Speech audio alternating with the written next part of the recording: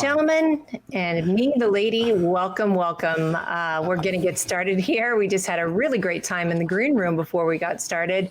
And now we're all in a great mood and we're ready to talk about website development. I'm your host, Mia Voss. Welcome to Inspect.com's series, 10-part series. We're halfway through, aren't we?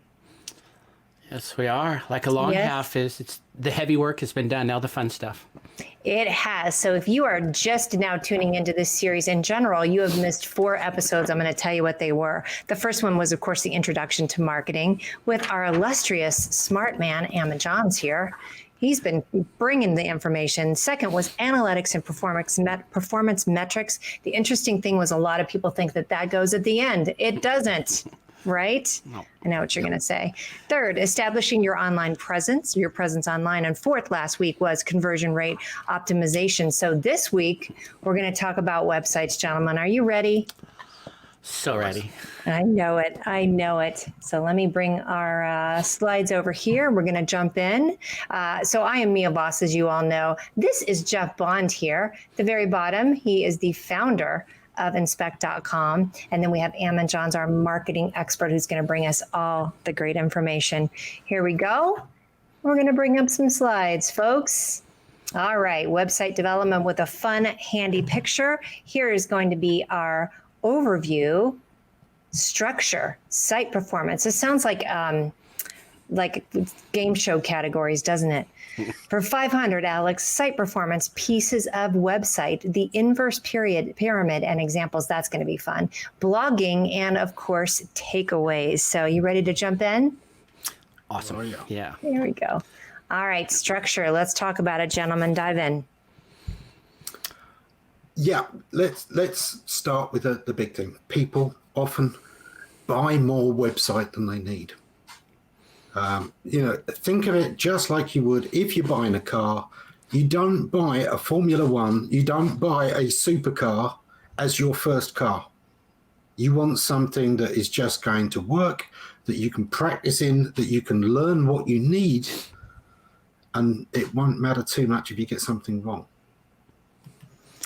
Yeah, we call those the beater cars here in the States, something that, that you're not spending a ton of money on, but of course gets you where you need to go, right?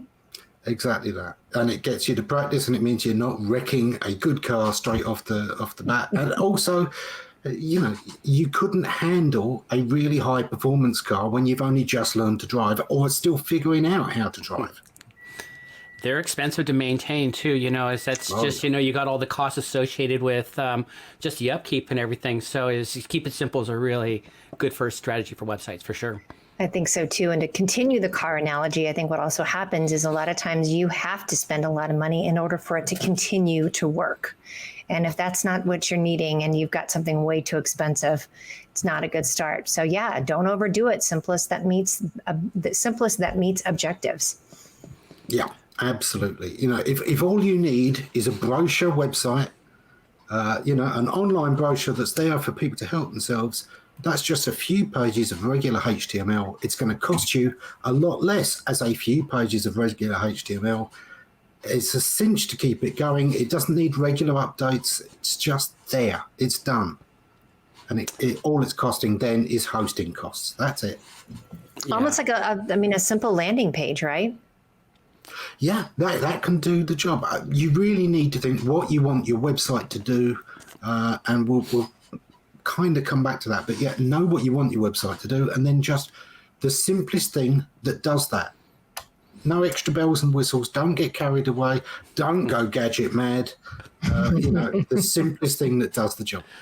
Yeah, I admit I took right into like a WordPress framework and obligated myself to a whole bunch of plugins and really kind of just experimented with things to do wrong that way. Yeah. I had to type that in. That is going to be our phrase of the day. Don't go gadget mad. That needs to go on a pillow. It's very true. And then again, that don't you guys think too that makes it prohibitive? That keeps you from doing from doing anything because you think you have to have this performance formula car as a website. Yeah. And a lot of websites today, they're automatically built in WordPress because, WordPress is free to install and WordPress is widely used. Yeah, for sites that need dynamic structure, that are run from a database, they are complicated. To just change a little bit of a theme requires going into a whole lot of PHP programming. And a PHP programmer is about 5 times more expensive than a guy who can do HTML. Yes. It makes my brain hurt. So yeah, brochure, do it. Yeah. Let's catch that next slide, Mia. Oh, okay, sounds good. Framework requires obligation to use, as we just said. All right, next we've got site performance. Is it doing what you want it to do? Conversion rate. Yeah, this is why we're building on these things as we go. Conversion rate is what you need to know, and then build the site that does what you need it to do, what your conversions are, what you're measuring, and that's it.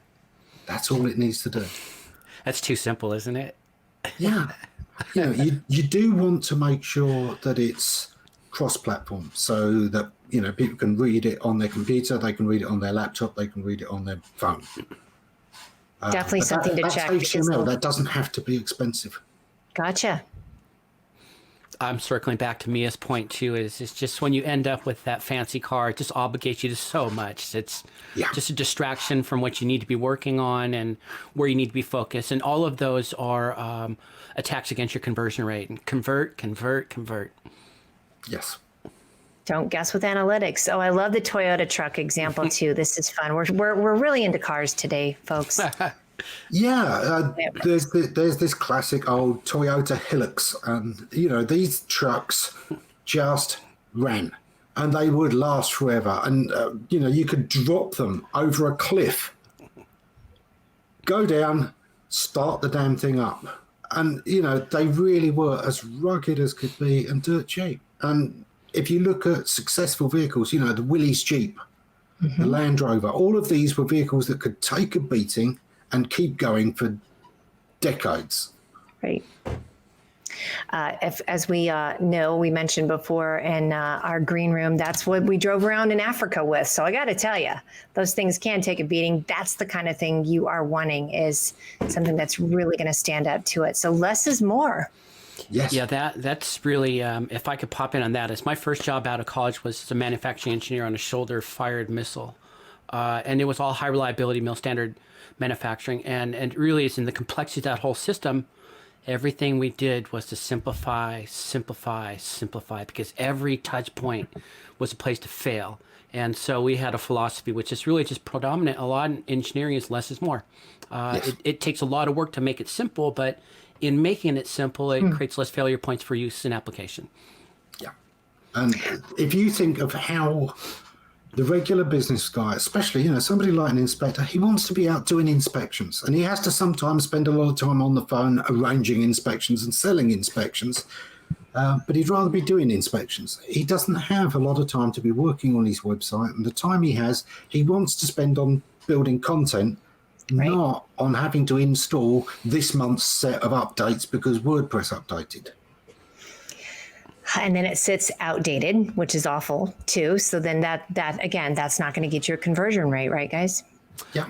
No, people do not. I learned that. It's just I used to try to let something just sit for 6 months, and people would it would get stale. They would get tired of it. And how quick do people get tired of stuff on the internet, Ammon?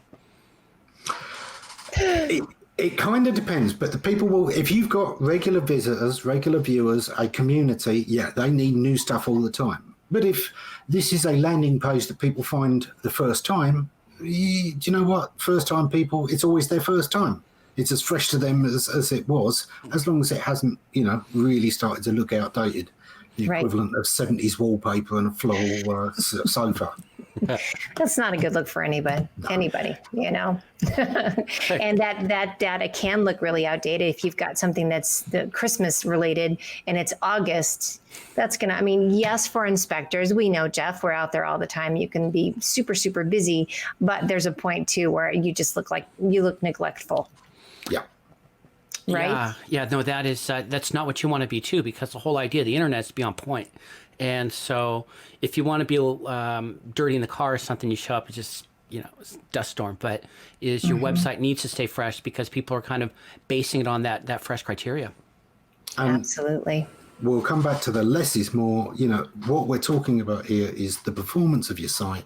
If somebody has come to your site to contact you, They don't want a huge presentation. They already know they want to contact you. How fast can they get to that contact form? Right. If you're making them sit through a 3-minute video because you spent a lot of time working on this video, they're going to watch it, damn it. They've gone before it's finished. Right. Yeah. Just forcing their face to watch that, and then they're going to want to get out there as soon as possible. Sarah's saying the Jeep, my dad's first vehicle after the war. So obviously that was a great example as well. Hey, Melissa, good to see you. Exactly why I love my first car, 66 VW Beetle. Do you like how all the women are jumping in here? My sister is here as well. You got all the ladies want to hear all the good info we have going on. So yes, so less is more. Every touch point is a potential failure, and don't pay for things you don't need. Yeah, it's especially, your budget's always a little bit limited here. And it's honestly, from an inspector's perspective, it's kind of hard sometimes to justify the spend. You'll find a lot of other things or a lot of different places that are more important or whatever. Is that it just, in keeping the cost down in this, it just makes it easier to manage and commit to, is because otherwise a lot of people just, I think, probably never get started because they just look at it as too big of a cost. So keep it simple. Yep, because the overwhelm is real, folks. Yeah. How about that next slide? What's going on over there? You got it. It's hot here.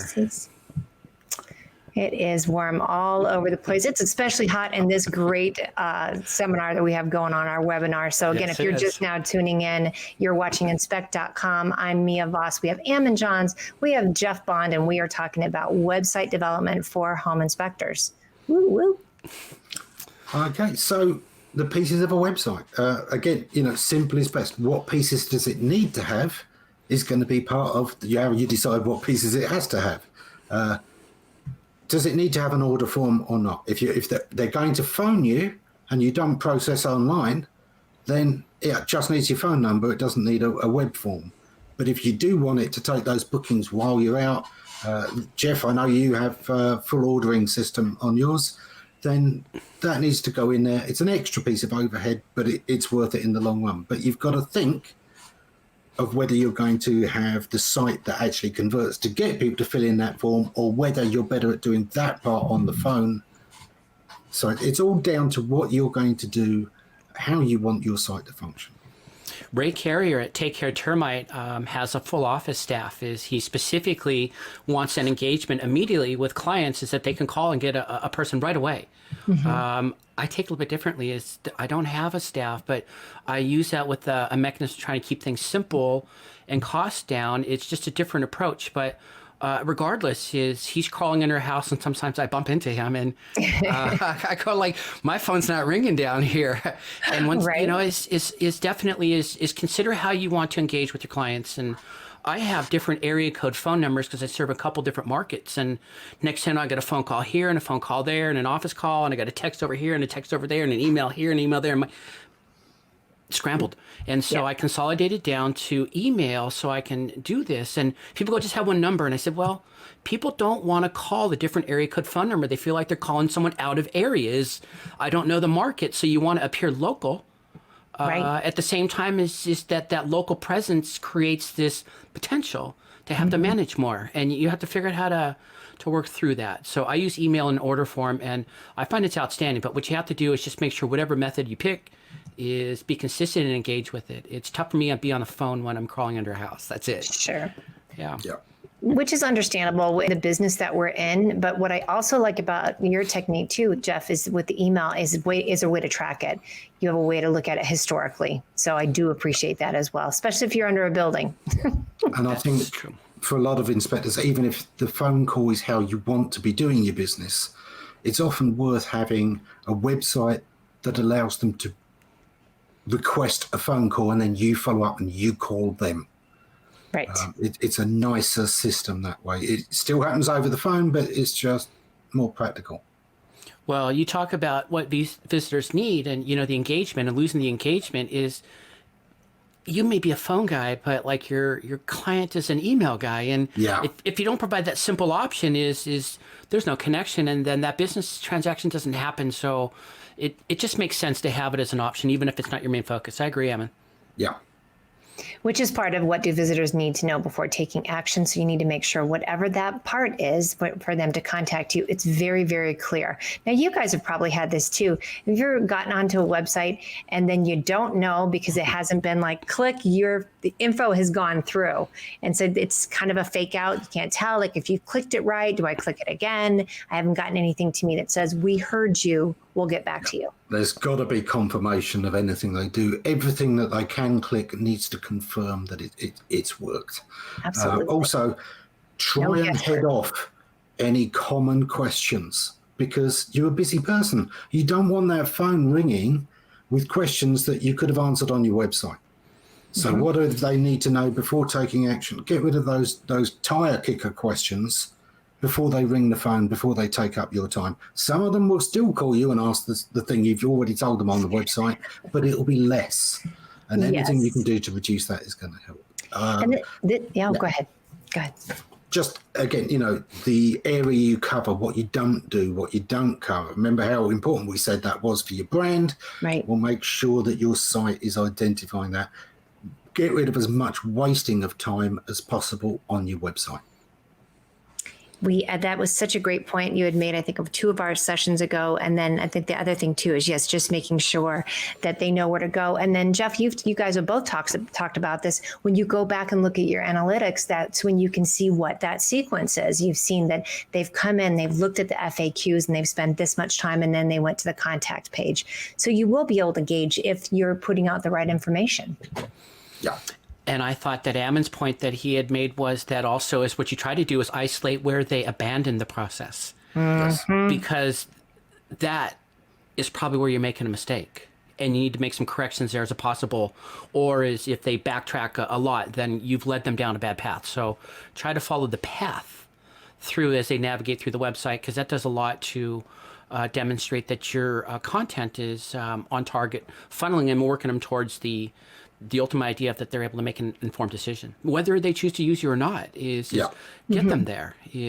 Get them there because that's what they deserve. Absolutely. And then know if they're a fit or not. Then you go from there. All right. Next slide. Here we go. The inverse pyramid. Okay. So when we're talking about content, a lot of people say, how do I write content? And the example I always talk about is the inverse pyramid. Now, first of all, I've got to explain what the normal rules of writing were. And this is very much like a scientific paper. If you've ever read one of those, it kind of what they want to prove, and then how they went about it, and how they were going to cross-check everything, and then how they did the experiment. And then finally, right at the end of 85 pages, is the answer you wanted. Nobody's got time for that online. Ever. So the inverse pyramid is a very successful format of giving information people want, and it was developed by the newspapers. It's the way a newspaper story is written. The headline first, and the headline tells you the whole story. Hero fireman saves 4. That's it. If you're not interested in firemen or people saving anybody, that story is not for you. If that has interested you, where was that? What? You read on, and the next paragraph almost always says, hero fireman, name, age, location, saves a family of 4 in where it was. That's your next paragraph. That's all your really important details. When was this? It was Friday night. As you go down, the details get more and more specific. But the whole point is it's very easy to abandon at the point where your interest wanes without feeling you've missed anything, which means you can go on to the next page, the next story, the next part. Exactly. 3 choices page is a good limit. That's it's just to touch on that a little bit more. That's so important because you really want to engage people right away. Is rather than try to have this build up is just people don't have the time for that. And so is any attempt to kind of create the drama and the build up of the story actually is counterproductive, I think, to conversions. Yeah. There you are. You've got your site. You're a home inspector, and somebody's looking for somebody to inspect something that you don't inspect. They want their aircraft inspected. The sooner you point out that you're a home inspector and you don't do aircraft, the sooner they can be on their way to find what they want without remembering, Oh, I went to that site once. It was rubbish. I can't remember why, but I went there and it was a terrible experience. They won't remember they were wrong. They just remember that they saw your brand once and it didn't impress them. You want to end with, okay, thanks. Yeah, and to me, as Ammon is that so on track with consistency of like what you say is that this is a matter of not presenting what you want to present, but rather what the client needs, and they're going to make that decision. It's not you, and your job is just to fully document who you are and what you do and where you do it. And there is so many potential clients out there. You don't have to feel obligated to try to catch every fish. What you want to do is you want to catch the right fish that is consistent with who you are and who you want to serve. And it's not even catching at that point anymore. It's proper alignment of a service provider with the client that needs that service. One of the ones we said was, with that, I've got a funny noise there. I do too. Where you've got a radius, you've got an area, I can reach all of these businesses within 2 hours. That's my catchment area. And somebody is just outside. Do you want it? Do you not? It's really tempting to kind of vacillate, to leave your options open, especially in the early days. It's much better to be crystal clear about what your area is and to quickly eliminate anybody who's outside of that, and not just eliminate, send them to somewhere good. Tell them who does serve that area, or tell them where they can do a search to find somebody who does that area. Look, you're not losing a customer because they're not in your area. You're not losing a customer. What you're getting is the chance to impress somebody who may one day meet somebody who is one of your customers and say, oh, you should have a look at this guy. I discovered it by accident. I wasn't covering that area, but he does that area. He's great. That's a win. Your book story, your bookshop story always just blows my mind too with this. You don't need to kind of make a sale every time, do you? No, and it's far better to serve than sell. Let me give this quick example. So I was working at an area of London outside of my usual stomping grounds, and during my lunch break, I wanted to pick up a particular piece of equipment, which was kind of rare. It was a data modem for a mobile phone back in the days before smartphones. And they were kind of rare items.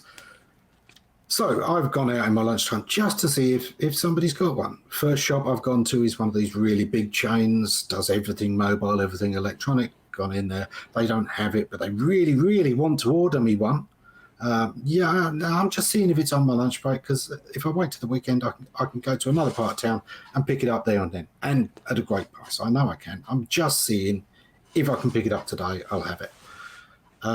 So I go to another shop. This one tries to send me back to that first shop. It's one of these ones where, they're related. And so they're giving me basically an affiliate link back to the first one. It's a mutual arrangement for them. It's no damn good for me. I go into a third shop. This guy doesn't have it either, but he knows this little quiet shop round the corner that has the oddest things. Can't guarantee that he'll have it, but he might. If anyone's got it, that's the place. So I go round the corner, and the guy didn't actually have it, but he was a really good lead. But I remembered that third shop because they had tried to serve me. They hadn't tried to get me to book one. They hadn't sent me to their friend. They had tried to serve me. And so they got my business time and time again for the next 6 months because I knew that they would always try and serve me, not sell me. You figured that would be automatic, but in California, there's a state bill, SB 258, for home inspectors. And it says is if you do a home inspection, you can't work on the house for a period of a year to avoid any potential conflict of interest. Is that's wrong and that's wrong, but for 10 grand I can fix it. Is trying to just avoid that issue.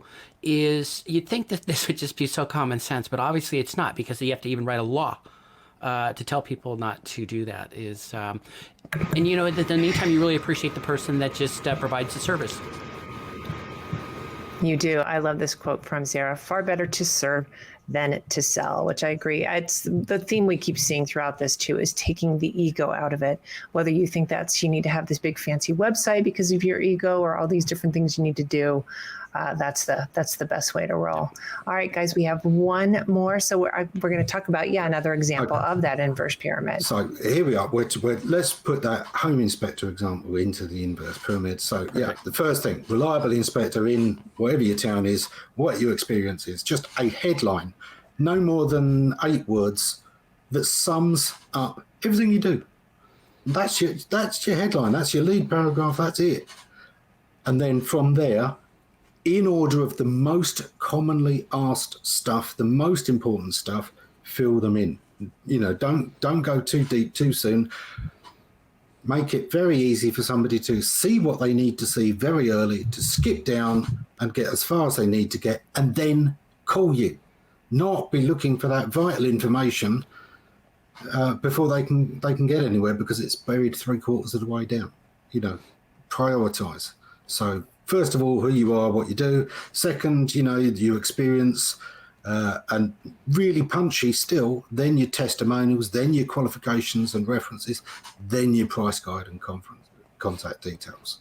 Some people are afraid to even put their price on their website, for fear of scaring people or something. But honestly, it's just not having the price. I found it's almost as much of a detraction, because people want some closure on that item. They read this, they like you got all years of experience, you don't tell them how much, and he goes, that guy must be expensive. And then there goes your the potential big decider there is going to be, do other inspectors tell them how much? Because if you don't and they do, they're getting the job. Not only that, Ammon, too, is just, in this conversion to online, it was really common to have a 3-page trifold brochure, and I get thousands of those made, and I'm handing them out, and people are throwing them out as quick as I'm handing them out, and they're expensive, and they smell like baby diapers because they use recycled products. I'm going, this thing's, and then I print a price on it, and then as soon as I change my prices, that whole guide is irrelevant. You're throwing thousands of them out. So recognize that one of the beauties of the online presence is, if you want to do a price shift, if you want to do a market adjustment, you could do an online and just put it and change it, and then next thing you know, the flow changes, and people are clicking on my order form now, and a home inspection is $379 instead of $350, and that was easy, and I didn't have to throw any brochures out. Yep, exactly that. Filling up the landfills with that. And on the testimonials piece too, always making sure that those are updated as well. Yes.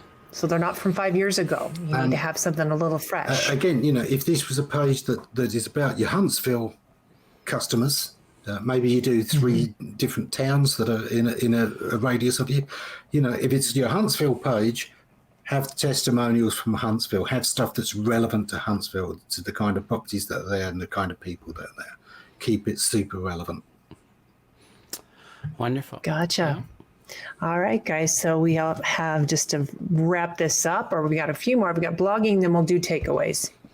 The only thing with blogging I found is that make sure, if you're going to start this, you commit to it. So I'm raising my hand right here saying I have a technical writer, and she's amazing. And that's because I'm not a writer.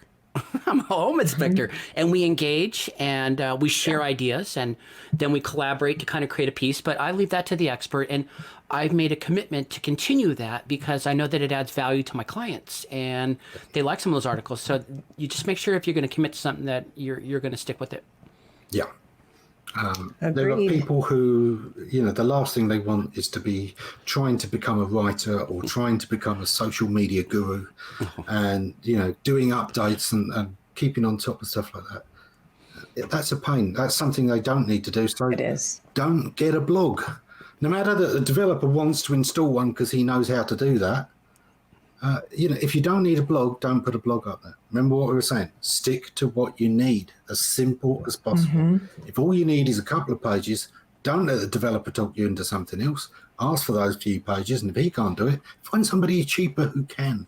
Because a 3-page website, just the design, and then you can fill in the stuff yourself, is dirt cheap. You can get that for literally about $50 to $100, flat rate. That's great. Like a home page, an about us page, and a contact page, maybe something like that. And a Eric? contact page. Yeah, that Yeah. kind I of mean, thing. that's really it. And then you could always find different articles to share. We love sharing from Ashy, Yeah. who we're affiliated with as well. And so there's a lot of other places that you can share content from that makes you look giving as well, because you're saying, hey, look at this great article that was written by someone. You can share that on social media and then focus on what you do best, which is inspection. Yeah. All right. All right, gentlemen, what are our takeaways as we wrap this up?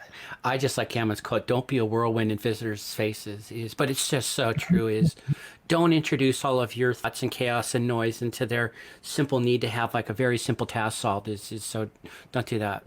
Yeah, when people are very busy trying to do something and it's a bit of a hassle and the kids are messing about in the background and their wife wants something doing as well and they've got to do this thing that they don't even know what they're doing exactly because they have never done it before, the last thing they need is a whole load of distractions and for it to look like an intelligence quiz.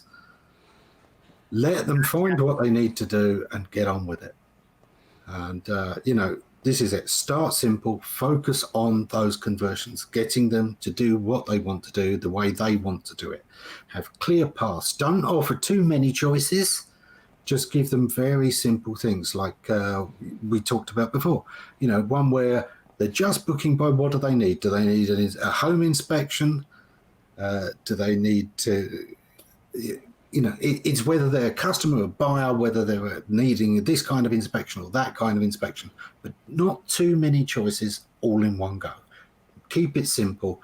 It's much better for them to ask several different questions and feel confident than to have a deluge of questions that they don't know where to click.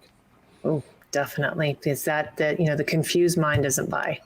I will say too is in doing this, I've learned that clients of home inspectors, they have a few key things on their mind. One is first they want to know that you're qualified. They want to make sure that the person that they're asking is an expert. You're not selling them shoes. You're doing something really important. So they want to check your qualifications. So immediately let them know what your qualifications are. If you're a contractor, an architect, an engineer, is technically, they also want to make sure you have experience. Is this guy been doing this for like a day, or let them know about your experience base so that they can build relevance and they can go see is that you've done this for a while. And so you probably have some testimonials and reviews that they can go back and fact check on you. And they're very price conscious. Is they care what they're spending is they're not going to just go and spend as much money as you tell them. They're going to want to feel that they have fair value. So you can make sure that you share your prices, but try to be in range, or at least understand if you want to upsell your service is at a higher price. Make sure you're delivering more service.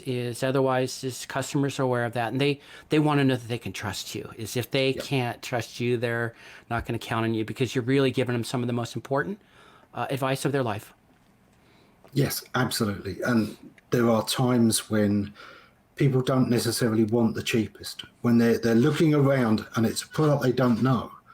And you've probably all done this yourself. When it's a product you don't know, you deliberately choose not the cheapest because you assume it's going to be the worst. That's very true. You true. go for somebody around the middle of the pack. So sometimes you can do your own framing of a low price and a medium price, and this is the bells and whistles option, and sell all of these different things and what they're getting for their money. And that gives them more confidence in the middle price range. But every now and again, you get a customer who wonders what that top product is and buys it. And this is something I know from selling marketing. We used to at one time, try and pitch what the customer would buy. Well, that's great, except we're not psychic. And it's much easier to pick the absolute minimum that anyone could possibly buy. And that's our bottom level offering. And really, but it's much better if you pitch what you think they'll buy as that bottom level one, what you'd like them to buy as the middle one, and as the top one. Think to yourself, if money was no object, if this client could let me run away with all the things I can do and still deliver great value, what could I do? And that's your top product. Your top product is the one that stretches you to deliver as much as possible for the value. I will say too is that price chasers, the ones that insist on the lowest price, sometimes they're the hardest client too. Their expectations are higher. Oh, totally. They want more for less. they're harder to please. Sometimes even you give them my gold and they want more. And so there's really not a lot of benefit in trying to chase price down. It's all you're doing is you're underselling what you're worth, and you are sometimes asking for your own problems. I've learned that the hard way. Yes. Yeah. The high cost transactions that come with a low paycheck are just about the worst thing you can get in the client across the board. And it's easy to think, okay, what's the lowest I can go? You know, what can I cut my margins down to? But then you've got no wriggle room. You've got no margins. You've got no room to do more than you've been asked for. So you can't delight anybody. It's much better to have a bit of wriggle room where you can do a little bit more than they're expecting and really wow them. So don't get into that race to the bottom. Agreed. And of course, as we've talked about, we're going to end on this study when the pages are abandoned. Again, you're going to know what's not working for people. I know this seems like a lot. We have a lot of takeaways here, but once you get this down and then you keep coming back and checking it, right, guys? Analytics. You're going to be able to see what's analytics or what's going to work for you. So that is finishing up our session for today. Next week, we're going to be talking about general practices for the semantic web. That's going to be fun. So tune in, and we're going to post all of the links for our previous shows on here as well. So you'll be able to see them. But same time next week, all three of us will be back with this great information. So that's how we have, gentlemen. Thanks, everyone. We'll see you next week. Okay. Thank you.